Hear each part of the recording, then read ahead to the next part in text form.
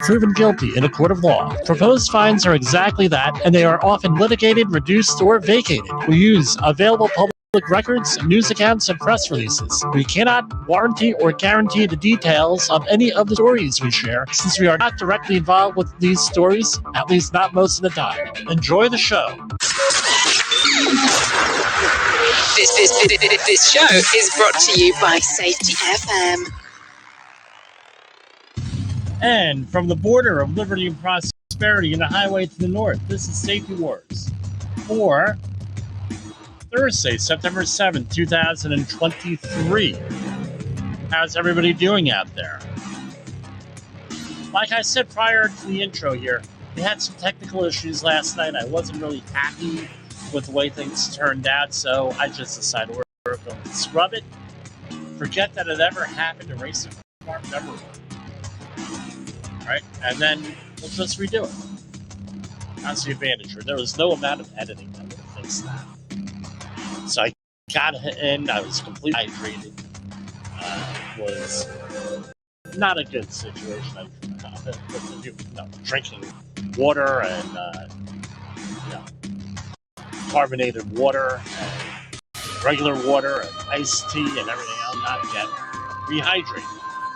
So here we are.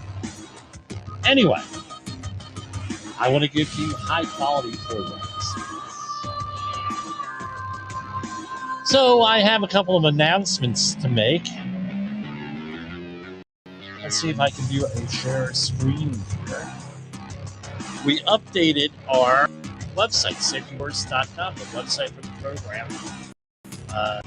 So we are owned, and I'm the owner, by jcptechnical services. We do business as safetywars.com for all of this online stuff.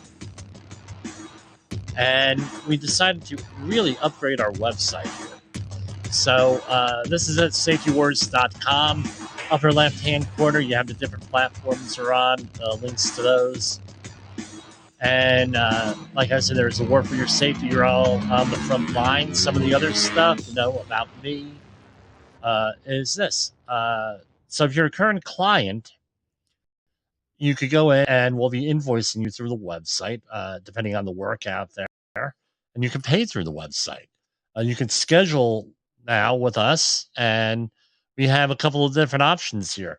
Our big online program that we're trying to promote here is online HAZWA for refreshers. So if you're 1910-120 trained and you need an 8-hour refresher, we broke it into 2 sessions, 2 4-hour sessions. Why do we do 2 4-hour sessions? Really simple. Some people can only commit to a 4-hour session.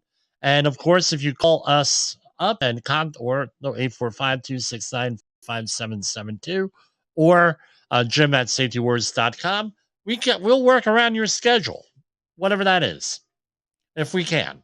And then we have a Let's Meet thing where I sit down with you for 15 minutes, and then a Talk to the Safety Professional where you get to talk to me about all different kinds of things. We're trying to put together here some personal appearances at some conferences here in the next couple of months. We'll keep you updated on that. And that's about it. We have all different types of stuff. We have our links to our show here.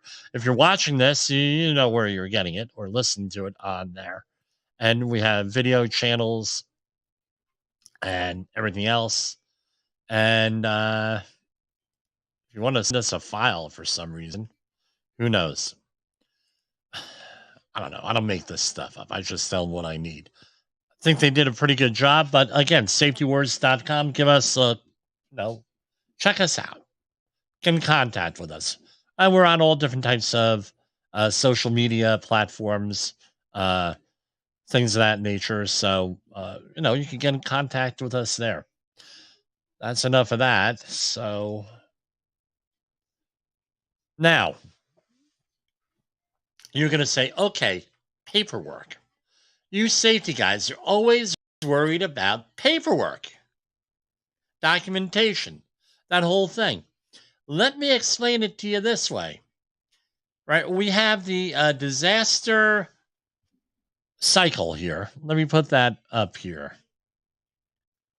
the disaster cycle.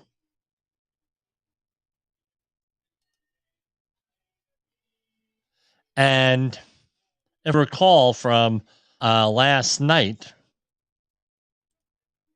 or not last night, Tuesday night, do a share here. Let's see how this goes.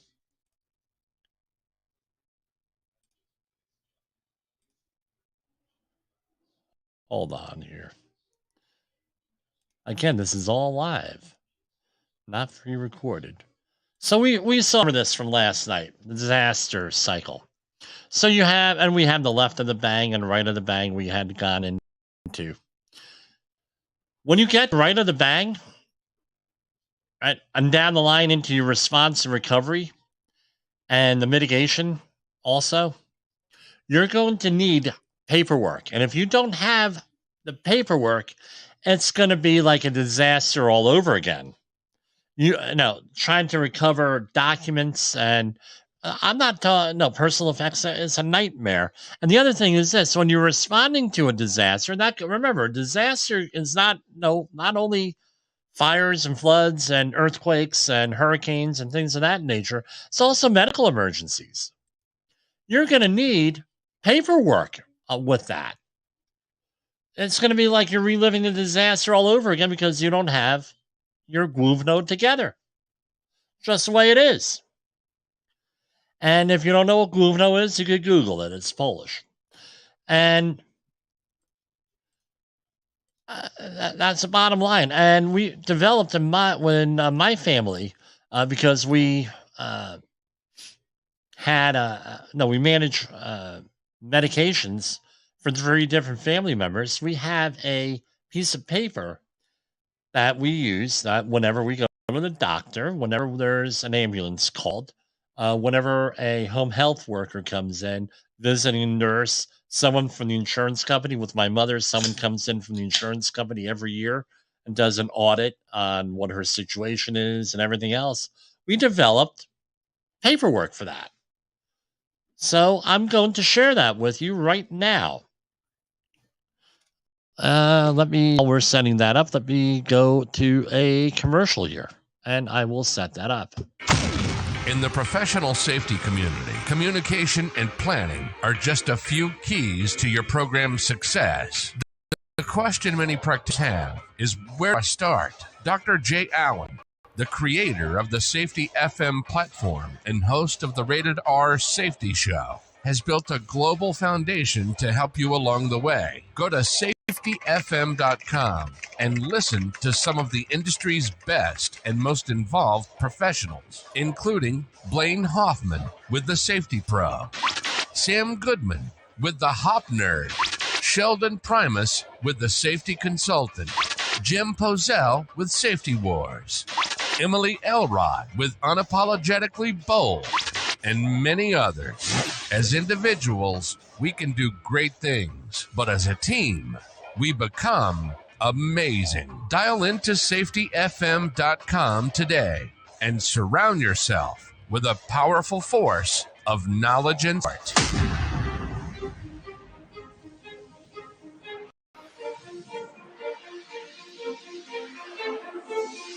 OSHA recordables, catastrophic losses, environmental disasters. You want answers? So do I. This is Jimpoesl with Safety Wars. That's my daddy. All right. Yes, Jessica, I am your father. Tomorrow's Star Trek Day. I always get some years it's September 6th, some days September 7th, 8th, whatever. Tomorrow's Star Trek Day. We're going to talk a little bit about Star Trek here. And how does it relate to disasters? How's that? So with you're involved in an emergency, medical. And in this case, we're going to talk about medical emergencies. As most of you know, if you're a longtime listener, we had a tragedy right here at home back in March 31st of 2021, where my mother-in-law had died on the front porch, massive heart attack, we believe. And my brother-in-law and I, Donald, had given her immediate CPR, and she didn't make it. But No, that's one situation. Another situation, my father passed away last year, and he had, before he passed away, we had to call for emergency services, 911 or 911 for some of you folks out there, for EMTs. And with my mother, we've had the same thing over the years. And I came up with a system. Again, being a safety professional, you want to set up systems on how to manage things. So one of the reasons, so you're or whatever, you go to the hospital, doctor, what doesn't matter. One of the first things that they're going to ask is, what is your medication? What medications are you on? What do you take and why? And also vitamins. And what I did was, and it's also, if you're dealing with any of those trays, those pill trays or pill boxes, they call them, they have on there, afternoon, morning, afternoon, late afternoon, and noon, and then bedtime, evening. They're partitioned in different ways. Now you have to fill those up. And if you're dealing with a lot of medications, it gets very confusing, especially from multiple doctors. So what I did was I created this form. The first thing you want on the form, name of the person and their date of birth. But let's remember, and I'm going to get a little, as the British say, cheeky here. It's the date of birth on the insurance paperwork that you need. Right. And again, this is peer-to-peer advice on this. I'm not a doctor. I don't play one on TV. I'm not a pharmacist. I don't play one on TV, but I have in New City and in Woodbridge, New Jersey. Right. And that's my little joke. Now with, with managing family members' medications. So date of birth, if you're dealing with an immigrant family member, immigrant person, this could be an issue. This is what happens it happened. We uncovered it when we had to go to TWIC cards, the Transportation Worker Identification Credential in the oil industry, where the date of birth is not clear. So, for example, you have your actual date of birth.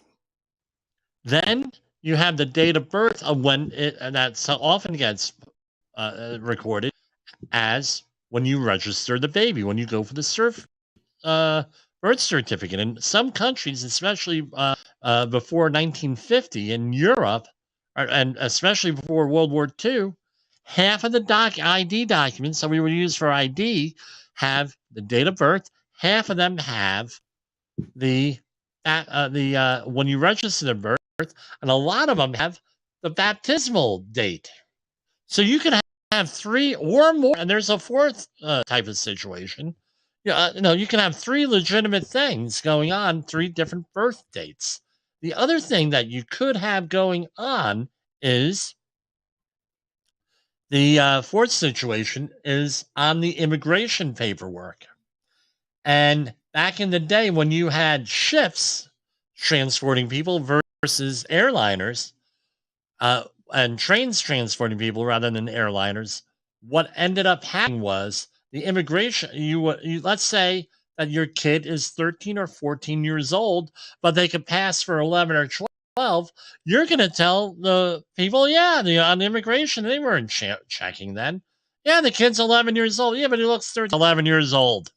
And why would you do this? Because you get the cheaper fare. Right? You get the 11-year-old rate, not the 12 and 13-year-old rate. So everything gets all discombobulated. I've seen it. And let's recall, we even had in this country a president with the birth date. We won't know what it was, a birth certificate. Everything's all fouled up because he lived in multiple countries. Right? Fault of his own. He was a minor and everything else. No fault of his own. All these dates are different. And now it's like, well, what's the issue? There was massive litigation going on for years and everything else on the birth certificates, right?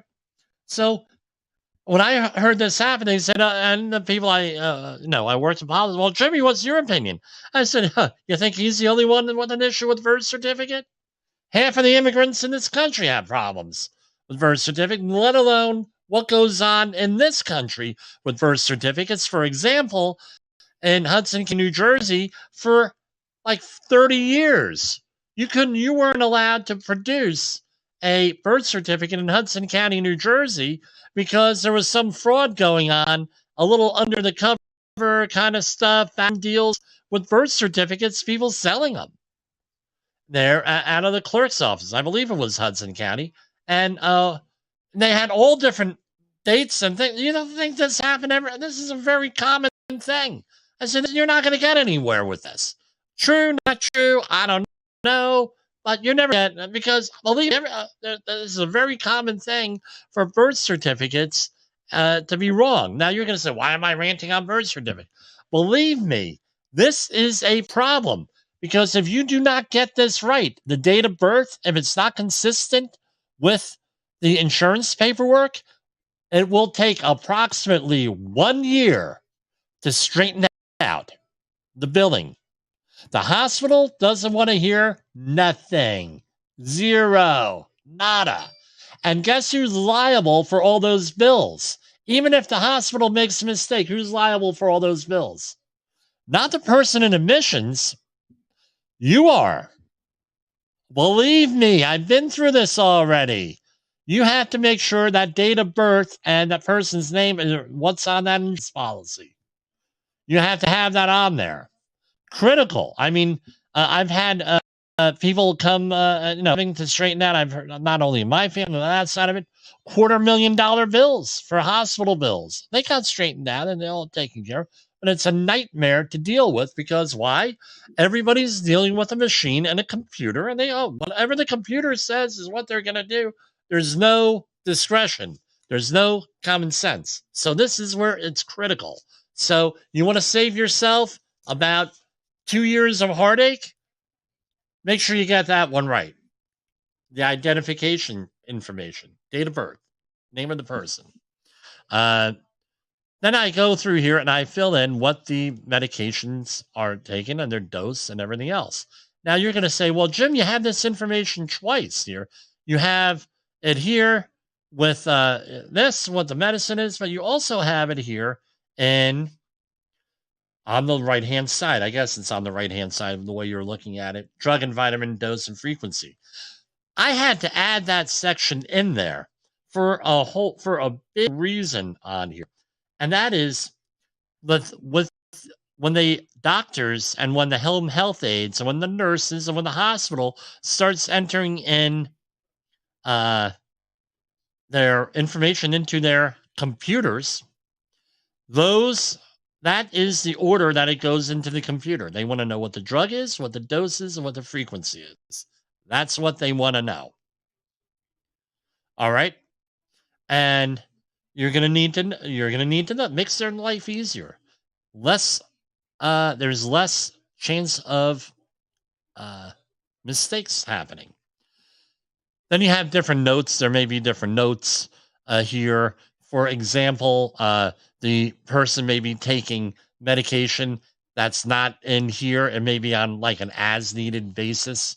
So, for example, if you have a vertigo pill that you're taking for vertigo, that's on an as-needed basis. You're going to put that in there. Or another one is for Synthroid, right? For thyroid things, for hypoactive thyroid, lack of where your thyroid is working. That has to be taken the minute that you get out of bed. So that might not go in here. So that's another one. Again, I'm not a doctor. I'm just telling you what I know. Then you list on here what the medical conditions are, the general ones. Do you have diabetes, heart disease, heart attack? Do you have a pacemaker, asthma? Any number of medical conditions that you need to go in there. And after you've been through this 2 or 3 times, you know what to put on there. All right.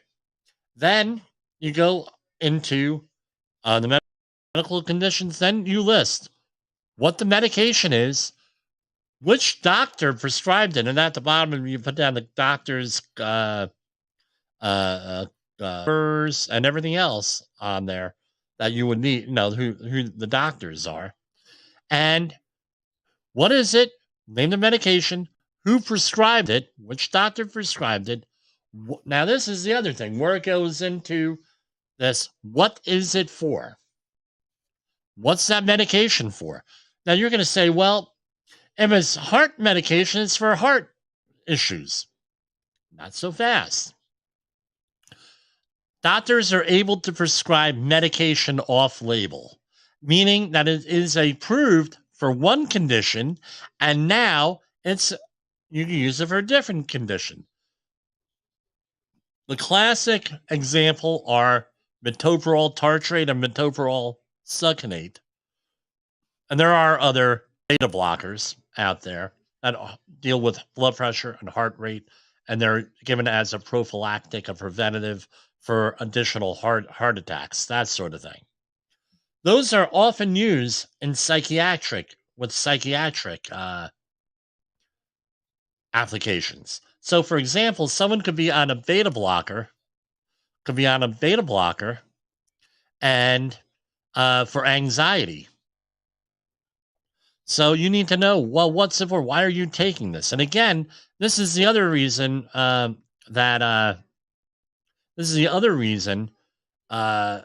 the EMTs will be asking the family members. This is often to distract you from what's going on, whatever the situation is. They start asking you questions. If you have a piece of paper, read the piece of paper. And one did to me one time. I told that they started asking me questions. I said, please read the paper. It's all on the paper. All the questions that you are asking are on the paper. Read the paper. I said, I don't care if you want to read the paper or not. There is the paper. Because I'm upset and I'm confused over what's going on. You have the insurance information on there and the insurance policy numbers and everything else that you might need for health insurance, what your address is and what your phone number is. I would add email if that's appropriate or whatever, who to contact in an emergency and contact info for them or persons. And you have all that on here. And if you're going, again, what do we say? Safety is about capacity. You're building capacity into the system. This is what we are doing with this. We have all the information on here. Now, additional things that you could have on here, preferred hospital. There are a couple of hospitals my brother and I will not bring a family member to unless it's some type of a grave situation, or it doesn't matter, right? Sort of thing. So there's a couple of what are your preferred hospitals are? Maybe I should pencil that in here, right? Preferred hospitals, right? And if you want to put on here is religion or religious leader contact, right? Directions to the hospital or urgent care. That might be another thing that you throw on here. So this is all basic. You want to make your life a lot easier. So as a review, name of the person, the date of birth. Make sure you get that date of birth right. It's the date of birth on the insurance paperwork. And when do you take what medication and when, the medication and the dose. And remember, get vitamins on here and the medical conditions and what are they for, the medications. One of the other things is this. So, for example, sildenafil, also known as Viagra, has multiple applications. That's also given for breathing issues. So it might be embarrassing for some men to put it on a form like this, but what is it for? Well, if you have breathing issues, they may have to give you Viagra for that, or sildenafil for that. Now everyone's giggling at home and everything else. I get it, but we don't shy away from medical situations here. That might be a medicine that you have a problem with at getting at a hospital, I was told, with that. So, again, it's what we try to do here. We try to inform. So we've been at it now for 24 minutes. Let's take a brief break while I set up the new stuff, and maybe we'll hear from my wife. here. This is Safety Wars, broadcasting to our brothers and sisters in the occupied territory of behavior-based safety. Get out your secret decoder ring. Here is your nightly message. Context drives behavior. Context drives behavior. And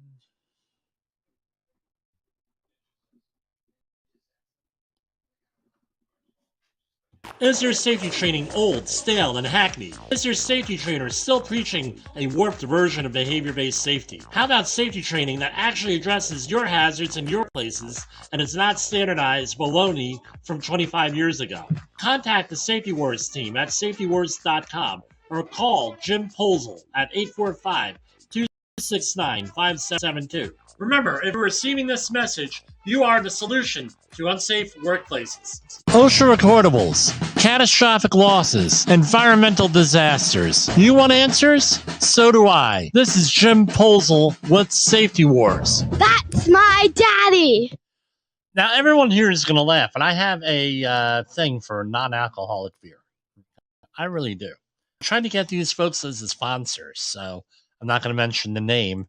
But that's no, I get those. You're drinking beer on the line. No, I don't drink beer on the line. This is non-alcoholic. All right. All right. So here we have off of ready.gov, and they always talk about they'll make a plan.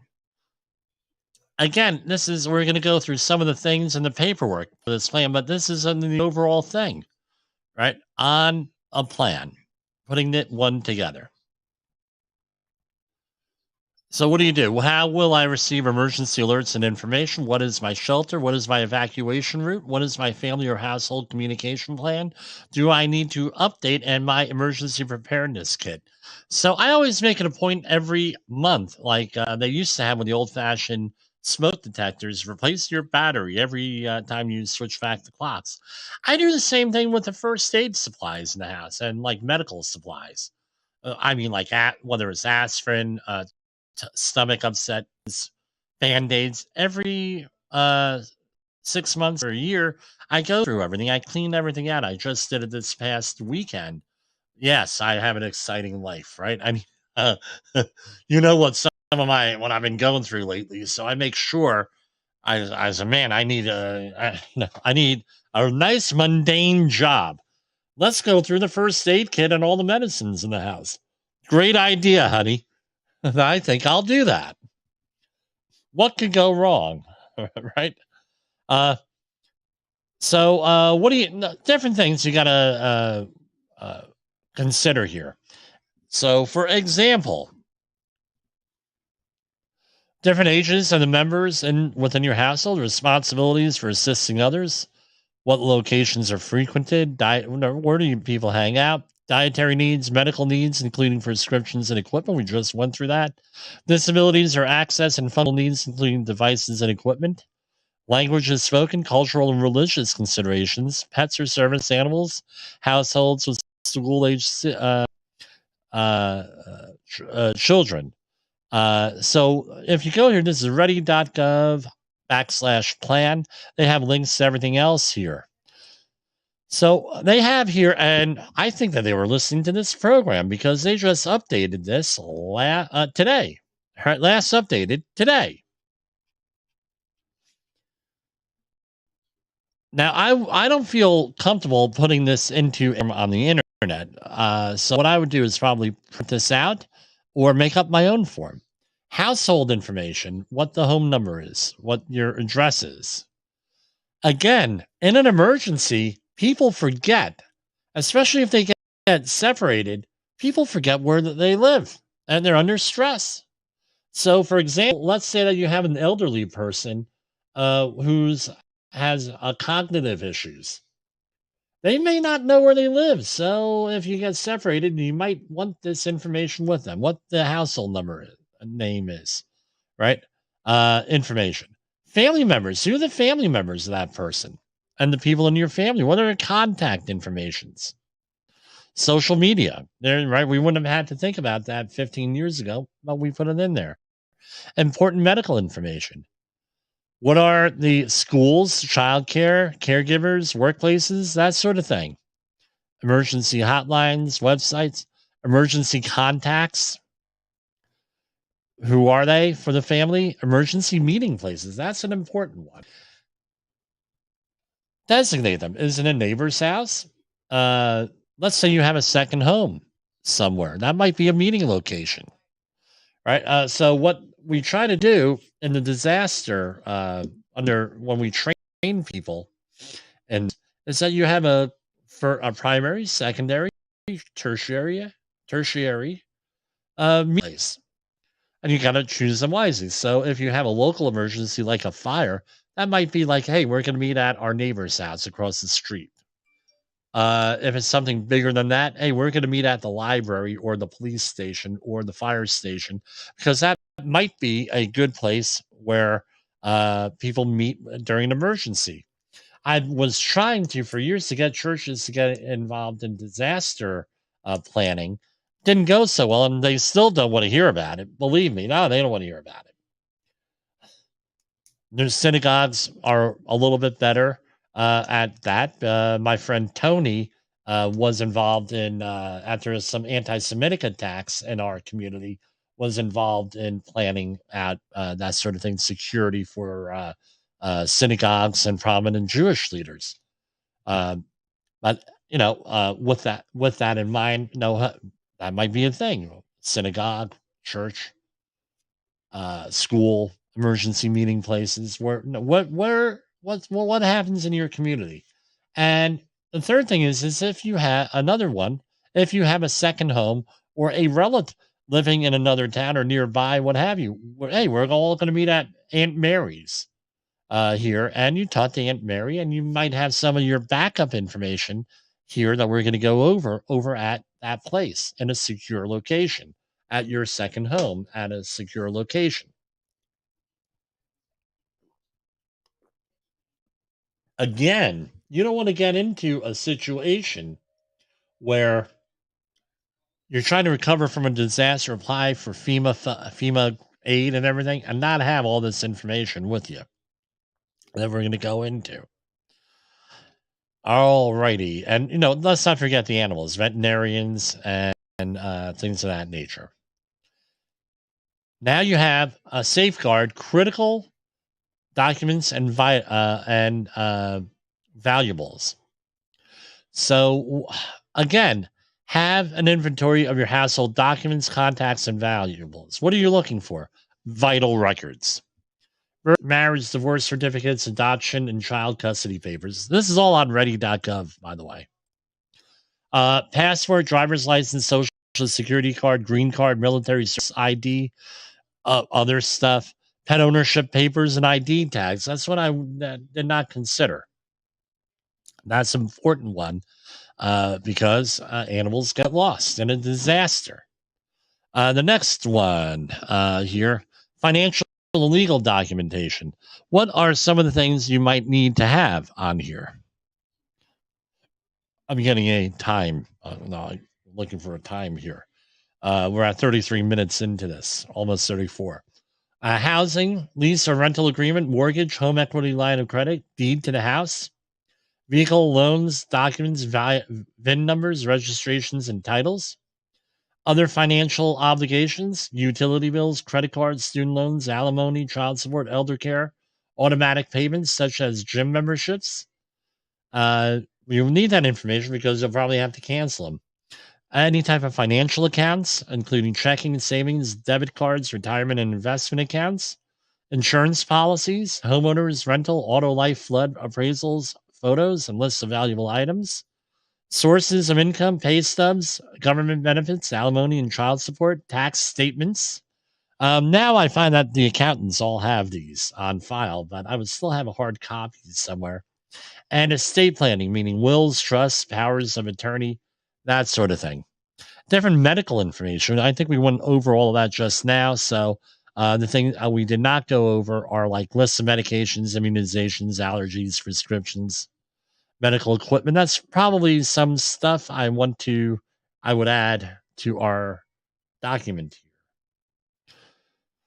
Emergency hotline contact info for household employers or supervisors. I tell you what, let me go back for a minute here, and I'm going to say, put on his. Forgive me here. We're talking in here. Let me add that in there. Okay, sorry, folks. Houses of worship, social service providers, homeowners associations, home repair. I tell you what, in an emergency, it might be advantageous to have information because let's say, God forbid, you have a real tragedy.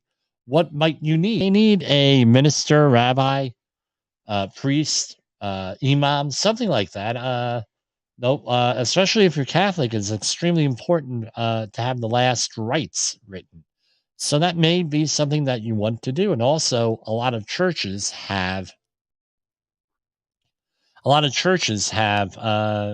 food kitchens. They have different resources that are affiliated with that, like Lutheran Disaster Response, Catholic charities, to name a few. With that help, and be careful of those scams out there. Then you have your emergency or hotline contact information. So employers and supervisors, schools, houses of worship, social services, homeowners insurance associations, and home repair services. Who are your utility repair people? Plumber, roofer, carpenter, etc., electrician. In a disaster, you may need a landscaper. Make a deal with your local landscaper. Know who your local landscaper is with that. What kind of valuables and prices personal items? Again, what are those? Everybody has them, right? And I always say, well, they're only things. Well, guess what? This is Psychological Safety Month here, Mental Health Awareness Month, September. This is an important thing to consider. The valuables and priceless personal items. Let's say that you have something that's of extreme value to you. You lose it. It's mind blowing. It causes psychological damage. Again, back to basics with all this stuff. Protect your documents and valuables. And where do you store them? Electronic copies, right? Where would they be? In a cloud somewhere, box or safe, things of that nature. So there are other things, 12 things to look for, right? Document and insure your property. Probably should get Dawn Becker on this one. So here we have, right? I won't read all of this, right? Document, meaning photograph. Insurance companies like to see photographs. Understand your options for coverage and ensure you have appropriate insurance for relevant hazards. Now you're going to say, well, what's the big deal here? Price of building equipment and building supplies has gone up considerably in the last 3.5 years. Guess what? You may not have enough insurance. Dawn Becker was on here last October, and she said most of these homeowners associations are underinsured. It's a problem. It's an issue out there. Right? So you have, for example, a $500,000 insurance policy may cost you $1 million to replace the house now. I don't know. So documenting policies. Make sure you have the right policy, right? So there's dwelling coverage for your house, homeowners, other structures. Is it included in there? Personal property, law of use, personal liability, medical protection. You have renters insurance, which a lot of the same thing, and then business. I mean, you have all different types of business types of stuff. One of the big things people skimp on is business interruption or business income, cyber liability. Is the other one. I have a cyber liability policy for this program, for example.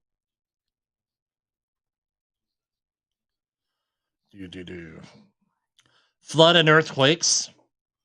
And again, what happens is, if you don't have a lot of this documentation, you don't have somebody working on your behalf, and Jay Allen advertises for a couple of companies that do that. You're under stress and everything else. You think you're going to make the best decisions under stress. The answer is no. You want to reduce your stress on everything.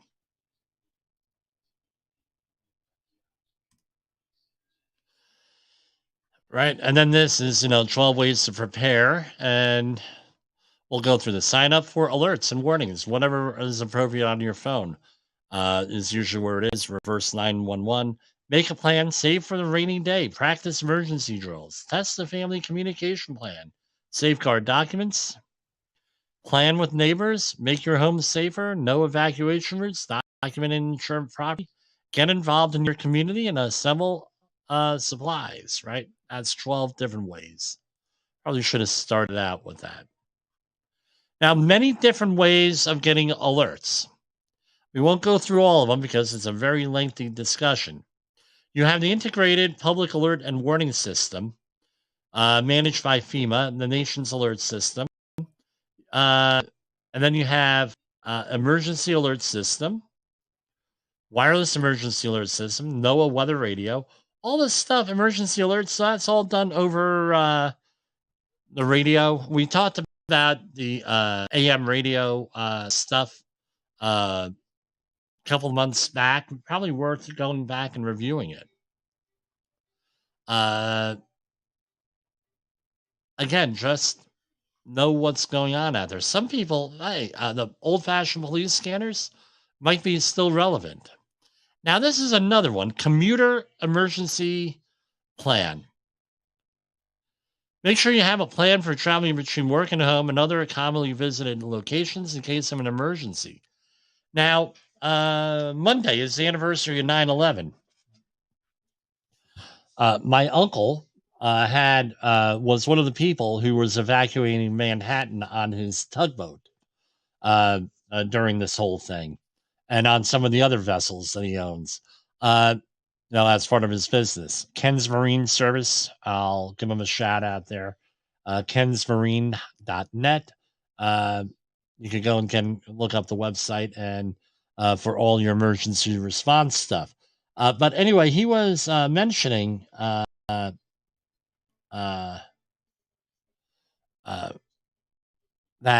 people had no way of getting home in an emergency. What are you going to do?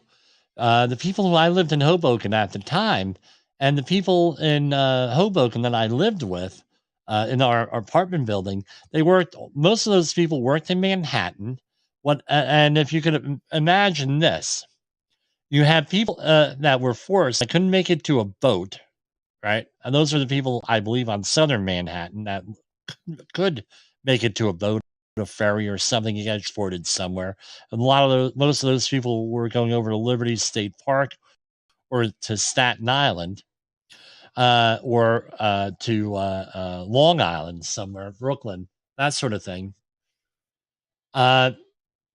If they did not know how to get out, they had to find out real quick, and they had to plan things out. They were in a panic mode, running for their lives in this situation. They didn't have a plan.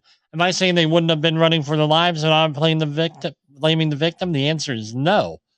But if you just make a little bit of a plan and you think about things a little bit, guess what? You'll probably be a little bit better off than the next person at a minimum, or you could lead the next person.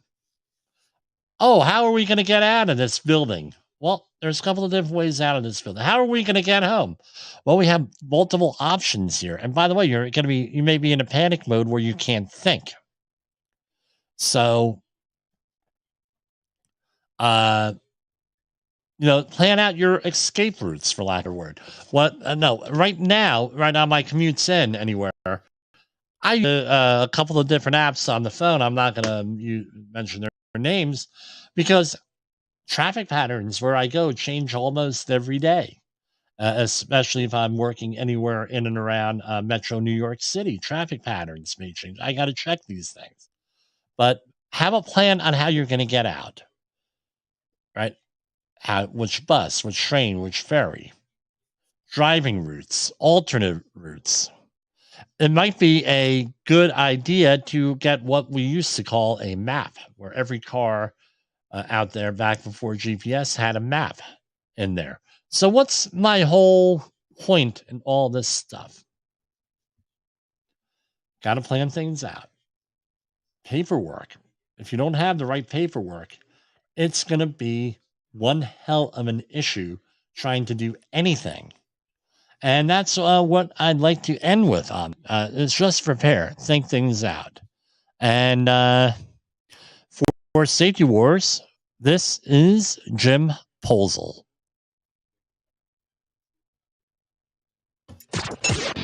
The views and opinions expressed on this podcast are those of the host and its guest and do not necessarily reflect the official policy or position of the company. Examples of analysis discussed within this podcast are only examples. They should not be utilized in the real world as the only solution available, as they are based only on very limited and dated open source information. Assumptions made within this analysis are not reflective of the position of the company. No part of this podcast may be reproduced, stored in a retrieval system, or transmitted in any form or by any means, mechanical, electronic, recording, or otherwise, without prior written permission of the creator of the podcast, Jay Allen.